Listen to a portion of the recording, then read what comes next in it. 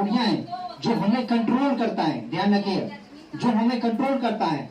आत्मा और परमात्मा के बीच की रहस्य के विज्ञान को अध्यात्म कहते हैं। क्या कहते हैं? आत्मा परमात्मा के बीच के रहस्य के विज्ञान को अध्यात्म कहते हैं। विज्ञान किसे कहते हैं? तो विकसित ज्ञान को विज्ञान कहते हैं। और परमात्मा और आत्मा या ऊपर वाला और नीचे वाला के बीच, ऊपर मतलब असमान मत समझिए, परमात्मा और हमारे बीच के जो विज्ञान है, उस विज्ञान के रहस्य को अध्यात्म कहते हैं। अध्यात्म एक है। कैसे?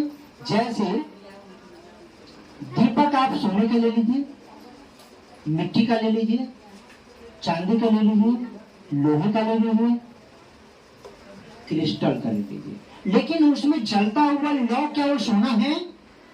क्या वो चांदी है? क्या वो पीतल है? क्या स्टील है? क्या है वो? एक ही है ना, जलता हुआ लौ। उस दीपक में जो लौ जल रहा है वो तो एक ही है। उसी तरह अध्यात्म एक है। सबकी कलात्मक रुचि सबकी अलग अलग है। आप उसको डिवाइडेशन कर दीजिए, टुकड़े टुकड़े में बांट दिए, ये भगवान है, ये भगवान तो एक ही है, ये देवता है, फलाना है, ये देवी है, लेकिन उसकी जो ऊर्जा है, जिस सब में जो ऊर्जा आती है, वो ऊर्जा कौन है? एक ही है, जो गॉड का ऊर्जा है। जिसको गॉड कहिए, आप गॉड कहिए, जैसे क्रिश्चियन में गॉड, हम लोग भी गॉड ही पढ़ते हैं इंग्लिश में। गॉड कहिए, अकाल तत्व कहिए, वाहे गुरु कहिए, वाहे गुरु का मतलब ही ईश्वर ही होता है, या लॉर्ड कहिए, एक वर्ड कहिए, परमात्मा कहिए, वो एक ही है। उसकी ऊर्जा, वो नाम अलग अलग हो गया, ऊर्जा तो एक ही है, इसलिए अध्यात्म एक है।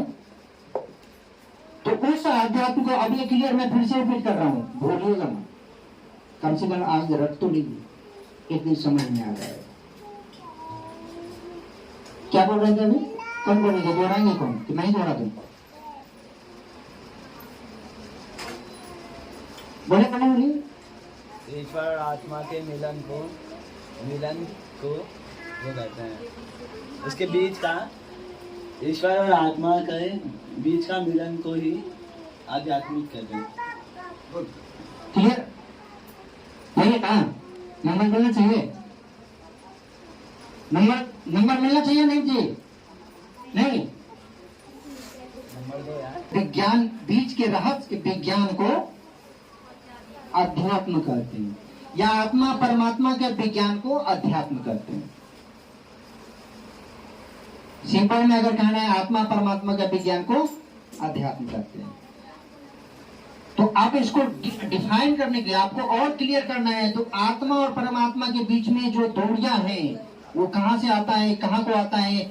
हम लोग मान लीजिए हमारे दादाजी है, नहीं है, वो थे कुछ दिन पहले और वो फोटो में लटक गए, मतलब फोटो में आ गए, और बेचारे कहाँ गए पता नहीं, आए कहां से थे ये भी नहीं पता। कहने का भाव समझिए कि कितने लोग हैं, अभी देख रहे हैं फोटो दोनों आदमी का, दोनों बेचारे यहीं पर थे, दोनों गए, अब कहाँ को गए पता नहीं, कहां से आए थे ये भी नहीं पता। इस रहस्य को, तो रहस्य की जानकारी जो होती है वो अध्यात्म कहते हैं। और इस रहस्य को जो बताता है, इस रहस्य से जो पर्दा उठाता है, उसको आध्यात्मिक गुरु कहते हैं। यानी अध्यात्म को जो बताएगा वो आध्यात्मिक, अध्यात्म से बना आध्यात्मिक, अध्यात्मवादी, यानी अध्यात्म के बारे में बात करने वाले को अध्यात्मवादी, यानी अध्यात्म के विषय में वो बात करता है, तो अध्यात्मवादी हो गया। आध्यात्मिक व्यक्ति वह हुआ जो अध्यात्म के अनुसरण करता है, उसको अध्यात्म को सुनना चाहता है, वो आध्यात्मिक है। आध्यात्मिक मतलब ये मत समझिएगा कभी कि कोई रामायण पढ़ लिया, पुराण पढ़ लिया, गीता पढ़ लिया आध्यात्मिक हो गया, जिन्हें रॉन्ग पर्सन है। तो पार्ट ऑफ अध्यात्म कह सकते हैं आप, अध्यात्म नहीं है। अध्यात्म का विज्ञान समझ में आ गया? किस रहस्य को? क्या आपको किसी की जीवनी पढ़ करके आपको अपने बारे में जान जाएंगे? आप नहीं जान सकते। और वो सब कितना है? शिव पुराण लीजिए, शिव की जीवनी, मतलब शिव ने ये किया, वो किया, वो किया, राम ने ये किया, वो किया, हनुमान ने ये किया, यही ना? तो आत्मा और परमात्मा के बीच के जो रहस्य है उसको क्या कहते हैं? अध्यात्म। और इस अध्यात्म के रहस्य को जो बताता है उसे क्या कहते हैं? और आध्यात्मिक गुरु कौन है? सिर्फ आध्यात्मिक नहीं है, इस श्रृंखला में टॉप के गुरु हैं वो, गुणाधिपति हैं वो।